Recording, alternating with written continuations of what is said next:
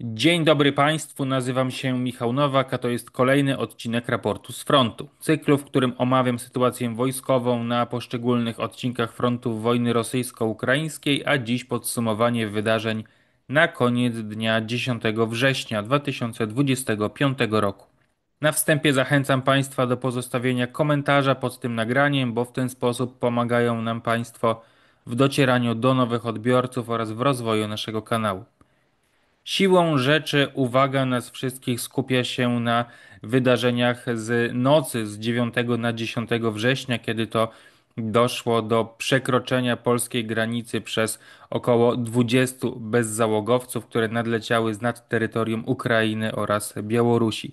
Jest to temat już tak szeroko omówiony w przestrzeni publicznej, zarówno medialnej, jak i tej szczególnie internetowej, że mój dodatkowy komentarz w tej materii nie będzie czymś koniecznym, natomiast warto zwrócić uwagę, że jest to sytuacja, która jako żywo uwidoczniła polskie problemy, zwłaszcza w tej materii dotyczącej braku wyciągnięcia jakichkolwiek wniosków z trwającej od ponad 3 lat wojny za naszą wschodnią granicą i przede wszystkim z trwającej od ponad 2 lat wojny dronowej za naszą wschodnią granicą. Przez ponad 2 lata obserwowania wojny z wykorzystaniem bezzałogowców różnego typu przez obie walczące strony, Polska nie stworzyła do dziś systemu, który byłby zdolny do przeciwdziałania zagrożeniom tego typu. Wobec tego nasze siły zbrojne musiały korzystać ze zdolności własnych oraz zdolności sojuszniczych, korzystając przy tym z środków, które nie są przystającymi do rangi zagrożenia. To znaczy wykorzystaliśmy samoloty F-16 własne, samoloty F-35 sojusznicze, które wykorzystywały pociski powietrze-powietrze, które wielokrotnie przewyższały koszt środka napadu powietrznego, który został za ich pośrednictwem zestrzelony. W ten sposób nie jesteśmy w stanie prowadzić tego typu działań. W hipotetycznej sytuacji, gdyby strona przeciwna, w tym wypadku Rosjanie, przeprowadzili na nas uderzenie z wykorzystaniem kilkuset szachedów czy kilkuset bezzałogowców różnego typu, choćby 800, jak to Rosjanie zrobili niedawno w stosunku do Ukrainy, nie jesteśmy w stanie w żaden sposób tego typu uderzeniom przeciwdziałać. Jest to więc kolejna sytuacja, która powinna unaocznić naszym decydentom wojskowym, ale przede wszystkim politycznym, że jest to jeden z ostatnich momentów, w których powinniśmy podjąć radykalne działania celem faktycznego wzmocnienia polskiego potencjału obronnego, a nie tylko mówienia o tym, jak wiele robimy dlatego, by Polska była bezpieczniejsza i zamiast kupowania drogiego sprzętu, który ładnie można pokazać na konferencji prasowej za tym czy tamtym ministrem obrony narodowej, powinniśmy podjąć działania dużo mniej medialne pod względem możliwości przekazywania tego opinii publicznej, ale właśnie w postaci budowy systemu przeciwdronowego, zwłaszcza, że jednocześnie mamy w Polsce własne zdolności produkcyjne, wytwórcze pod względem systemów antydronowych, bo my mamy na terenie Polski firmy krajowe, które tego typu sprzęt produkują, wytwarzają i przekazują do państw trzecich. Tego typu systemy są już wdrażane między innymi na Ukrainie czy na Litwie, ale też w państwach Bliskiego Wschodu. W Polsce tego typu systemy również były częściowo wdrażane, ale dalszy proces modernizacyjny został wstrzymany. No, to są tematy, które będą omawiane na tym kanale w przyszłości i to dość niedalekiej, więc zachęcam Państwa do subskrypcji naszego kanału, ale teraz skupmy się na tym, co działo się bezpośrednio na samej Ukrainie na przestrzeni kilku ostatnich dni, przede wszystkim w tym wymiarze frontowym. Zanim jednak przejdziemy do tego, co działo się na lądzie, pokrótce omówmy sobie działania powietrzne, bo rzeczywiście po tej trwającej właściwie kilka tygodni pauzie operacyjnej pod względem rosyjskich uderzeń powietrznych na terytorium Ukrainy Rosjanie wyraźnie intensyfikują w ostatnim czasie własne działania z wykorzystaniem przede wszystkim bezzałogowców, przede wszystkim szachedów w tym, ale nie tylko. Wspomnieć należy więc o tym ostatnim ataku, który jednocześnie łączy się z tym, co miało miejsce w odniesieniu do bezpieczeństwa naszego polskiego, a mianowicie do działań z nocy z 9 na 10 września. W trakcie tego ataku Rosjanie użyli 415 szachedów oraz 42 pocisków manewrujących oraz balistycznych różnego typu, głównie pocisków typu H-101. Ukraińcy zadeklarowali, że udało im się zestrzelić 386 spośród tych 415 szachedów oraz ich imitorów, przede wszystkim dronów typu Gerbera.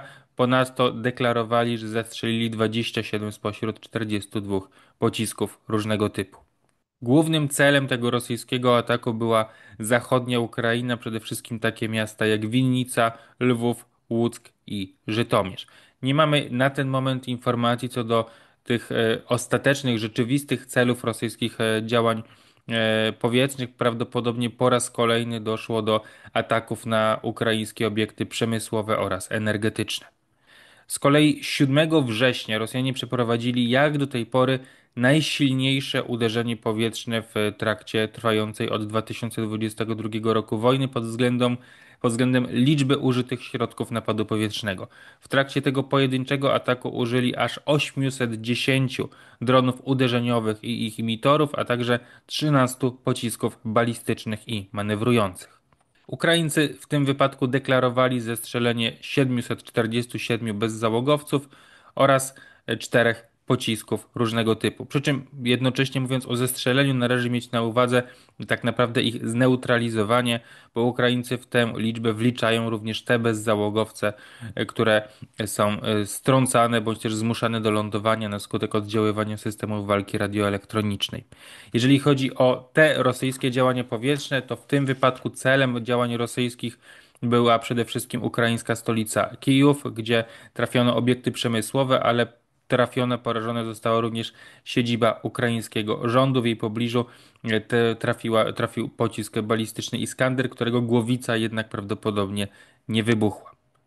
W trakcie tego ataku 3 osoby zginęły, a 11 zostało rannych. Ponadto na cel wzięto Zaporoże, gdzie atakowano po raz kolejny infrastrukturę miejską oraz obiekty przemysłowe. Ponadto celem były ukraińskie lotniska, w tym przede wszystkim baza lotnicza w Starokonstantynowie, po raz kolejny zresztą. Atakowano również takie miasta jak Dniepr, Charków, Krzywy Róg, Sumy czy Odessa.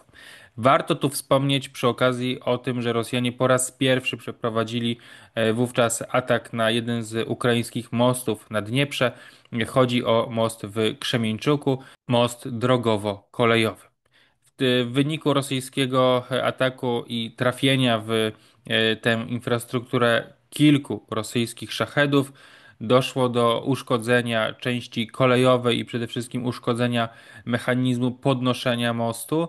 W efekcie tych działań most przez kilka kolejnych dni stał się nieczynny dla ruchu zarówno kolejowego, jak i samochodowego, a Ukraińcy musieli korzystać z objazdów celem choćby zaopatrywania własnych wojsk walczących na wschodzie.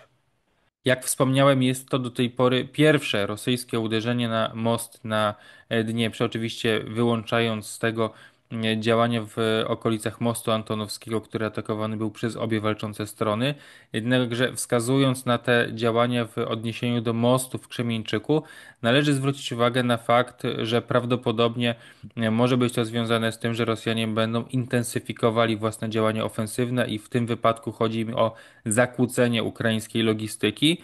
Ponadto może to też pośrednio wskazywać na fakt tego, że Rosjanie dali sobie spokój, mówiąc kolokwialnie, z własnymi roszczeniami do zachodniej części Ukrainy i nie biorą pod uwagę możliwości przekraczania Dniepru, dążąc do unicestwienia, unieszkodliwienia mostów na tej rzece. Skoro mówimy o działaniach powietrznych, to oczywiście należy również wspomnieć o ostatnich działaniach ukraińskich. Jak do tej pory Ukraińcy cały czas kontynuują trend uderzeń na rosyjską infrastrukturę naftową przy użyciu dronów dalekiego zasięgu. 5 września zaatakowano rafinerię w Riazaniu, a 7 września rafinerię ilską w kraju krasnodarskim. Z kolei 8 września wieczorem doszło do ukraińskich ataków na Donieck i okolice tego miasta przy użyciu różnych środków napadu powietrznego. W tym kombinowanym ataku Ukraińcy użyli zarówno dronów różnego typu, jak i pocisków średniego zasięgu, w tym pocisków Storm Shadow. W trakcie tego ataku porażono zabudowania zakładów Topaz, donieckich zakładów metalurgicznych oraz Instytut Badawczy Automatyzacji Kompleksowej. Wedle źródeł ukraińskich wszystkie te trzy obiekty zostały przez stronę rosyjską zamienione w siedziby rosyjskich dowództw armijnych oraz dywizyjnych, natomiast nie mamy jak do tej pory potwierdzeń tych informacji z niezależnych źródeł. Wobec tego przejdźmy do omówienia sytuacji na poszczególnych odcinkach frontu, rozpoczynając oczywiście od tego, co miało miejsce na terenie obwodu chersońskiego w południowo-zachodniej części frontu. Tu cały czas działania koncentrują się przede wszystkim na uderzeniach, wzajemnych uderzeniach powietrznych. Tu dominują jednak Rosjanie, którzy dość intensywnie ostrzeliwują przy użyciu przede wszystkim bezzałogowców dronów FPV. Rzadziej dochodzi do bombardowań lotniczych przy użyciu bomb szybujących i niekiedy dochodzi również do ostrzałów artyleryjskich przy użyciu artylerii zarówno lufowej, jak i rakietowej. Tu celem oczywiście jest sam Chersoń oraz jego bezpośrednie okolice. Ukraińcy z kolei prowadzą działania przede wszystkim z wykorzystaniem dronów FPV. Walki cały czas koncentrują się przede wszystkim na wyspach o ujściu Dniepru do morza, ale nie ma to żadnego związku z ewentualnymi przygotowaniami do szerszych działań desantowych prowadzonych przez którąkolwiek ze stron. Sytuacja tutaj pozostaje więc stabilna i na przestrzeni najbliższych miesięcy wydaje się, że taka pozostanie. Przesuńmy się wobec tego wzdłuż linii Dniepru w okolice Zaporoża. Na południe od tego miasta cały czas trwają rosyjskie działania zaczepne. Na południe od Stepnohirsko Ukraińcy wyprowadzają tutaj dość regularnie kontrataki, które każdorazowo kończą się krótką stabilizacją sytuacji. Jak się wydaje, Ukraińcom w ostatnim czasie udało odzyskać się kontrolę nad dzielnicą muzyczną w południowej części Stepnohirsku. Ponadto walki trwają w północnej części miejscowości Pławni, na podejściach do wspomnianego Stepnohirsku, tu okolice stacji kolejowej. Teren ten przechodzi dość regularnie z rąk do rąk. Jak się więc wydaje, póki co sytuacja jest tutaj ustabilizowana z punktu widzenia ukraińskiego, ale też intensywność tych ostatnich rosyjskich działań zaczepnych nie wskazuje na większą koncentrację rosyjską na tym kierunku. Niemniej w ostatnich dniach doszło tutaj do rotacji rosyjskich jednostek, które wcześniej były zaangażowane w działania zaczepne. Świeże siły sprowadzone tutaj prawdopodobnie z obwodu sumskiego wznowią tutaj niedługo działania zaczepne. Przesuwając się w kierunku wschodnim, działania na kierunku wsi Mali Szczerbaki na północ od Stepowe, czy też w rejonie Orechowe mają wyłącznie charakter pozycyjny. Przesuńmy się ponownie w kierunku wschodnim, bezpośrednio na kierunku Hulajpola sytuacja jest całkowicie stabilna, niemniej Rosjanie osiągają powodzenie na północny wschód od tej miejscowości. Kontynuując działania już na terenie obwodu Dniepropietrowskiego, Rosjanie uderzają na froncie o szerokości kilkunastu kilometrów, wchodząc w ukraińskie pozycje obronne na głębokość kilku do około 10 kilometrów, przejmując kontrolę nad szeregiem wsi będących uprzednio pod kontrolą ukraińską. Tym samym ukraińska obecność na terenie południowo-zachodniej części obwodu donieckiego została właściwie zakończona. Rosjanie przejęli kontrolę nad miejscowościami janwarskie, prawdopodobnie wsią Nowoseliwka. Rosjanie opanowali również wsie Worone, Choroszne oraz, jak się wydaje, miejscowość Sosniwka. Wszystko wskazuje również na to, że po tym jak Rosjanie jakiś czas temu osiągnęli powodzenie w rejonie Ternowe, kontynuują działania zaczepne w kierunku zachodnim w okolicach Berezowe oraz na Nowomykołajówkę. Jak się wydaje, celem rosyjskim z jednej strony jest po prostu uzyskiwanie postępów terenowych w tym rejonie, gdzie ukraińska obrona jest najsłabsza. Zasadniczo ukraińskie linie obronne w tym rejonie skierowane były południkowo, a więc w innym kierunku niż nastąpiło rosyjskie uderzenie. Ukraińcy nie mieli tutaj przygotowanych umocnień, które odpowiadałyby wschodniemu kierunkowi rosyjskiego uderzenia, gdyż się go po prostu nie spodziewali, ale z uwagi na to, że kilka miesięcy wcześniej załamała się sytuacja w rejonie Wełyki Nowosylki, a następnie Ukraińcy nie zdołali tu ustabilizować sytuacji, to finalnie obserwujemy tutaj systematyczny ukraiński odwrót, który w chwili obecnej zakończył się prawdopodobnie niemal pełnym wycofaniem się ze wschodniego brzegu rzeki Wowcza, wycofaniem na jej zachodni brzeg przy jednoczesnej próbie oparcia obrony właśnie o ten ciek. W chwili obecnej Rosjanie mogą więc dążyć do zwinięcia ukraińskiej obrony, dalej posuwając się w kierunku zachodnim celem wyjścia na zaplecze ukraińskich sił które bronią się na wysokości Hulajpola. Tym samym Rosjanie dążyliby do oskrzydlenia ukraińskiej obrony ze względu na fakt, że jak do tej pory od kilku lat prób nie byli w stanie przebić się przez ukraińskie pozycje obronne właśnie na południe od samego Hulajpola. Jest to więc jeden z tych kierunków, gdzie Rosjanie cały czas odnoszą sukcesy terenowe, cały czas posuwają się dalej w kierunku zachodnim, przy czym jak do tej pory nie jest to kierunek o jakimś donioślejszym znaczeniu z perspektywy zarówno rosyjskiej, jak i ukraińskiej. To mogłoby się zmienić, gdyby Rosjanie finalnie dotarli w okolice miejscowości Pokrowskie, przez którą przechodzą kluczowe drogi z perspektywy ukraińskiej logistyki, co mogłoby ją wybitnie, poważnie zaburzyć i następnie doprowadzić do pęknięć w ukraińskich pozycjach obronnych na południe oraz na wschód od tej miejscowości. Przesuńmy się wobec tego dalej w kierunku północno-wschodnim. Docieramy w okolice na południowy zachód od Pokrowska. Tu sytuacja jest dość stabilna. Rosjanie kontynuują działania celem przedarcia się w okolice wsi Filia. Jak do tej pory działania te okazywały się całościowo nieskuteczne. Patrząc nieco dalej na północ, sytuacja pozostaje całkowicie stabilna na linii pomiędzy Chorichowo a Nowomichajliwką. W tych rejonach Rosjanie, jak się wydaje, nie prowadzą żadnych lub też intensywnych działań zaczepnych. Przesuwając się ponownie w kierunku północnym, docieramy do zachodnich obrzeży Pokrowska. Tu cały czas obserwujemy rosyjskie działania zaczepne, których celem jest całkowite wyparcie wojsk ukraińskich z miejscowości Udacznej oraz sąsiedniego Kotłynę. Cały czas mamy tutaj do czynienia z bardzo ograniczonymi, powolnymi rosyjskimi zyskami terenowymi przy jednoczesnych ukraińskich kontratakach. Jednak co najmniej połowa miejscowości Udacznej, większa część Kotłyna pozostaje pod kontrolą rosyjską. Ewentualny upadek obu tych wsi mógłby doprowadzić do jeszcze drastyczniejszego pogorszenia ukraińskiej sytuacji w Pokrowsku.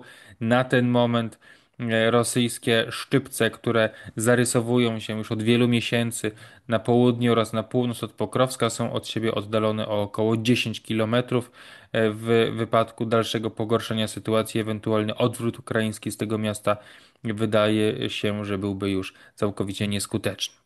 Jeżeli chodzi o sam Pokrowsk, to nie mamy z tego rejonu żadnych nowych informacji. Walki cały czas trwają w południowych dzielnicach tego miasta, do których przenikają rosyjskie grupy dywersyjno-rozpoznawcze, a także rosyjskie jednostki szturmowe. Ukraińcy nie ustabilizowali w pełni sytuacji na kierunku pokrowskim, ale też widać wyraźnie, że Rosjanie nie dążą do zdobywania tego miasta poprzez działania szturmowe. Sąsiedni Myrnohrad pod właściwie pełną kontrolą ukraińską. Walki koncentrują się na wschodnich obrzeżach tego miasta, w okolicach Nowoekonomiczne, gdzie Ukraińcy wyprowadzali w ostatnich tygodniach dość aktywne kontrataki. Przesuńmy się więc na północ od Pokrowska, właściwie w rejon tego rosyjskiego włamania. Stąd nie mamy wielu informacji, ale te, którymi dysponujemy, wskazują nam na to, że stroną, która posiada w chwili obecnej tu inicjatywę, są Ukraińcy, którzy prowadzą działania zaczepne, właściwie aktywne kontrataki na południe od Kuczerifiaru, w okolicach wsi Pankiwka, Majak w celu przecięcia rosyjskich szlaków komunikacyjnych i całkowitego ustabilizowania sytuacji przy jednoczesnym zmuszeniu wojsk rosyjskich do wycofania się w kierunku południowym. Jak się wydaje, Ukraińcy odnotowują tutaj dość ograniczone sukcesy terenowe. Nie mamy informacji, oczywiście sprawdzonych informacji do tego, jak dużymi stratami okupione są te ukraińskie wiktorie terenowe w tym rejonie, ale biorąc pod uwagę rosyjską przewagę w powietrzu i właściwie masowe fabowanie ukraińskich pozycji, te straty ukraińskie prawdopodobnie nie są niewielkie. Niemniej należy odnotować, że Rosjanie wyraźnie utracili tutaj inicjatywę, zaprzestali dalszych działań zaczepnych celem głębokiego oskrzydlenia Pokrowska i kontynuują przede wszystkim swoją uwagę w okolicach miejscowości Rodyńskie, a także nieco dalej na północ w okolicach Biłyckie. Rosjanie cały czas mają kontrolę nad miejscowościami Zapowidne, Dorożnie i Iwaniwka. Te, pomimo różnego rodzaju spekulacji, nie zostały przez Ukraińców w ostatnim czasie jednak odzyskane. Rodyńskie również jest podzielone pomiędzy walczące strony. Rosjanie prawdopodobnie nadal utrzymują kontrolę nad północną częścią tego miasteczka. Przesuńmy się więc w kierunku wschodnim, docierając w okolice Konstantynówki. Tu również Rosjanie nadal utrzymują inicjatywę, prowadząc działania na północ od Rusyniaru, w okolicach Aleksandro-Kałynowe, i Jabłoniwki dalej w kierunku północnym, na południe od zbiornika Kłęban-Byk i przede wszystkim na wschód od tego zbiornika w okolicach wsi Aleksandro-Szultynę celem przedarcia się do przedmieść samej Konstantynówki. Ponownie jest to jeden z tych rejonów, z których nie mamy wielu sprawdzonych, rzetelnych informacji ze względu na blokadę medialną, która została nałożona przez obie walczące strony i jak się wydaje, obie walczące strony są zdeterminowane w tym, aby tę blokadę informacyjną utrzymać. Z różnych powodów Ukraińcy nie chcą po prostu przyznawać się do ewentualnych strat terenowych i nie chcą też ułatwiać zadania wojskom rosyjskim, które prowadzą działania ofensywne. Z kolei Rosjanie zauważyli, że brak publikacji materiałów z ewentualnych zysków terenowych prowadzi do tego, że Ukraińcy nie są alarmowani o ewentualnych problemach, bo część dowódców ukraińskich brygad po prostu ukrywa informacje przed własnymi zwierzchnikami odnośnie porażek na froncie, a w wielu wypadkach było tak, że to właśnie opublikowanie materiałów filmowych, następnie alarmistyczne informacje przekazywane przez ukraińskich miliblogerów prowadziły do tego, że ukraińskie dowództwo reagowało i wysyłało w zagrożone rejony rezerwę strategiczną. Tak to miało miejsce choćby w rejonie tego rosyjskiego włamania na Złoty Kołodziej na północ od Pokrowska. Tam właściwie dość alarmistyczna reakcja ukraińskiego serwisu Deep State doprowadziła do tego, że Ukraińcy zareagowali i rzucili w ten rejon elementy wielu brygad, które następnie ustabilizowały tam sytuację i ze względu na to właśnie Rosjanie nie publikują własnych informacji, własnych materiałów filmowych, aby nie ułatwiać Ukraińcom działania. My, jako odbiorcy tych działań wojennych, jesteśmy więc skazani na informacje dużo mniej rzetelne, dużo mniej wiarygodne, niepotwierdzone stosownym materiałem wizualnym, ale jest to wątek, który poruszałem już w wielu odcinkach raportu, więc nie będę ponownie do tego wracał. Jeżeli chodzi więc o Konstantynówkę, sytuacja wydaje się być tutaj dość stabilna, ale Rosjanie cały czas naciskają celem przedarcia się bezpośrednio do tego miasta. Czas i Fiar pod właściwie pełną kontrolą rosyjską, tu nic się nie zmieniło, walki koncentrują się na północny zachód od Czasifiaru, przede wszystkim w okolicach Majszkie, a także okolice miejscowości Stupoczki i działania rosyjskie na wieś Predteczne, zarówno od południa, jak i od wschodu. Przesuńmy się ponownie, tym razem spójrzmy na odcinek siewierski. Ponownie, jest to jeden z tych kierunków, gdzie Rosjanie wyraźnie mają inicjatywę. Jest to jeden z tych kierunków, gdzie ich inicjatywa prowadzi do zysków terenowych. Walki koncentrują się już właściwie na podejściach do samego Siewierska. Rosjanie znajdują się mniej niż 3 kilometry od pierwszych zabudowań tego miasta, przejmując uprzednio kontrolę nad szeregiem ukraińskich pozycji obronnych, które przez właściwie wiele lat skutecznie blokowały Rosjanom możliwości podejścia pod Siewiersk. Jednocześnie Rosjanie naciskają dalej na północ od Siewierska już po zajęciu Serebrianki, atakując dalej w kierunku zachodnim na Droniwkę i jednocześnie posuwając się wyraźnie na północnym brzegu Dońca, gdzie Rosjanie wyparli Ukraińców z lasu serebriańskiego, a w chwili obecnej cały czas dążą do tego, aby przeciąć kluczowe szlaki komunikacyjne łączące Izjum z Lymanem, a tak naprawdę łączące Charków z Kramatorskiem. Bo kluczowa z punktu widzenia ukraińskiej logistyki trasa pomiędzy Charkowem a Kramatorskiem biegnie przez Charków, następnie biegnie do Izjum, z Izjum do Lymanu, z Lymanu na słowiański Kramatorsk. Rosjanie podeszli na kilkanaście kilometrów do drogi pomiędzy Izjum a Lymanem i droga ta w chwili obecnej znajduje się właściwie już pod pełną rosyjską kontrolą w wymiarze wykorzystywania dronów FPV. W ciągu ostatnich kilku dni Rosjanie prowadzili wielokrotnie uderzenia na ukraińskie pojazdy poruszające się tą drogą właśnie przy użyciu dronów FPV, przede wszystkim dronów FPV na światłowodzie. Również źródła ukraińskie, to przede wszystkim ukraińscy żołnierze walczący w tym rejonie, a także źródła pośrednie wskazują na to, że sytuacja jest niezwykle trudna, wręcz dramatyczna właśnie pod względem możliwości poruszania się drogą pomiędzy Izjum a Lymanem celem przedostania się z Charkowa do Kramatorska. Jest to więc sytuacja, która wybitnie mocno zaburzy ukraińską logistykę w Donbasie i wpłynie w pewnym momencie na ukraińskie możliwości wojskowe w okolicach linii frontu w obwodzie donieckim.